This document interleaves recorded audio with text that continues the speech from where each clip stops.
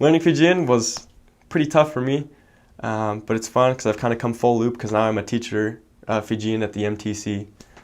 I remember starting out, the pronunciation's a little bit different. Your C in English, it's the ka sound. In Fijian, it makes like the th sound, like you're gonna say the or something. It's the noise is the C. D, there's like an N before it that's not right, it's nd. So like something's right, ndondonu. G is the nga sound, which is the hardest thing for palangis or white people. It's like the end of sing. If you're like sing a song, the nga and sing is that noise. You hear that all the time. And the Q is the nga. There's just a little bit different pronunciation, but the vowels are a, e, I, o, u. Same with all the Polynesian languages. You just have your a, e, I, o, u. So that's nice. You combine them. The a, u is au. You combine vowels and just make it. It sounds really pretty, I think. There's a ton of dialects too. There's over 200 dialects in Fijian. Every village has their own dialect, and every province kind of has their own dialect going on. So some are really similar to the main one, which is Bosavan Bao, is the main dialect. It's what we teach at the MTC. It's what almost all Fijians can understand and speak Bosavan Bao. And then to their own different places, they will have their own dialect also. And if you're able to pick up the dialect, then you are even more popular with them. They are even more ready to listen to what you have to say because of the time you're taking to learn it. Instead of like Tuvaluan, they have the faka prefix for a verb. In Fijian, it's waka with a V. And they don't say their V's like English. In English, we go va. They use their lips and go va. So it's like waka. And to say like you're grateful, it's waka vina vinakataka. And one of the dialects I learned, you drop the K for all words, and then some words you just change it up a little bit. And the taka, if you're gonna be, it's one of your transitive endings. So if there's gonna be an object to the verb, you change it up. So one of the dialects, instead of saying waka vina vinakataka to be grateful, you'd say waka vina vinataina. So it just mixes it up a little bit, but it's really fun. It's fun to learn the dialects. It's fun to ask the members. They're always willing to help you. You're gonna say, hey, how do you speak this? How do you say this in Fijian? And they'll help you out. And it kind of grammatically, it's different than English. You're third person. Instead of saying like God loves us, you'd say He loves us, God. And same with Tuvalu. And so your grammar's gonna get messed up. And when I came home from my mission, my English was horrible, and my inflection in the voice, because they go all over the place. And when I got home, I do that with my English, and I got made fun of all the time. But it's all right. I thought it was worth it. Just dive right into the language. And for me, the easiest way to learn it, I tried in the MTC, and I kind of struggled learning out of a book. I learned a lot when I just was able to be there and be with the natives and hear them speak it.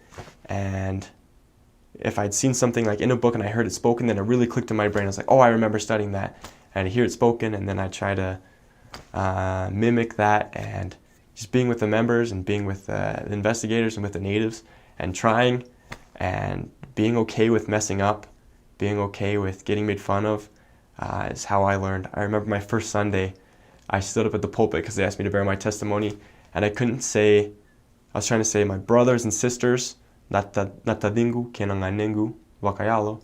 I couldn't say nganengu because of the G sound, and I was just like nga, nga, and I couldn't pronunciate it correctly, and they all just start laughing at me, and I just start laughing with them, and we're all having a good time. And being able to laugh at yourself and accept that you're not going to be good at it for a long time will help you to learn it, because you'll just keep trying. As you try, you learn, and as you learn, you can grow and you get better. It's a beautiful language. A simple hello is mbula vinaka, or even just mbula, which technically means like hello and life and health. And when you say mbula vinaka, it's like hello, good health to you, sort of thing. So yeah, mbula vinaka sa valavatiko would be how are you. I could say naivangu. I guess now Naivangu Daniel, but in the mission field you'd say Naivangu Elder Hancock. That's, my name is Elder Hancock or Daniel or whatever your name is. If in a door approach you could say, Mbula vinaka, Kerauna Andal Kalotu, Manalotu Jesu Karisto, Nialandodonu Ndaindai.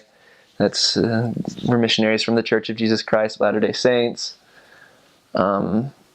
It's really a fun, beautiful language. There is a bit of word of caution. There is dialects throughout Fiji, and so some areas you might go to and it'll be a little different than what you learned in the MTC, and so it might be a little tricky to pick up on those little changes here and there, but overall they're not too bad. You can, once you learn what a couple of the main changes are in those areas, then you can understand pretty well.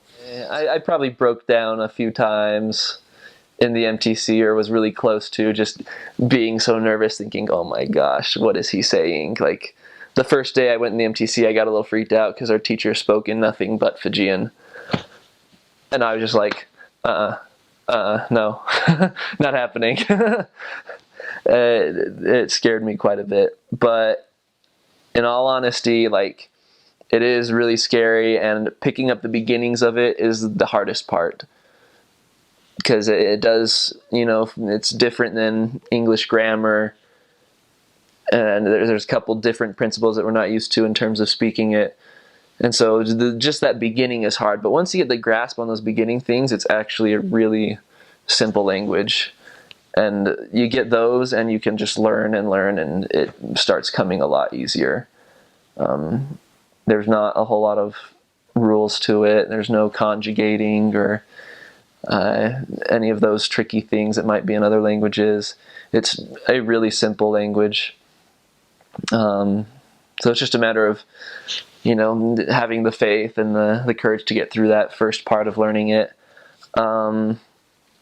As far as learning it, you know, I got to when we first arrived in Fiji and I said hello to the first missionary there I saw, I attempted to say it in Fijian like I learned in the MTC, and I'm pretty sure I just babbled sounds that didn't make sense at all.